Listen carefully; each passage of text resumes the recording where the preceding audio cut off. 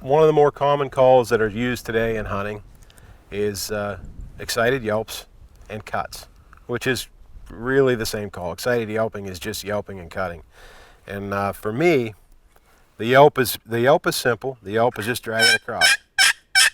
But where this call gets a little more difficult, in order to put these together, you have to learn to cluck. And for me to cluck, I hold the call like this, and I push down right here on this corner, like on a corner on the inside of the handle, or I guess it's the outside of the handle, and I put some down pressure on it and just pop the call like that.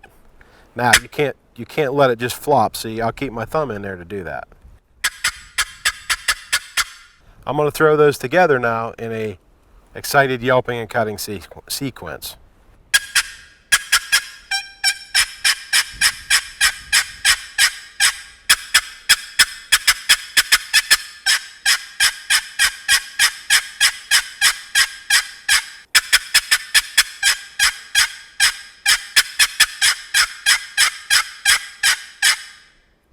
That's how I do it on a box call.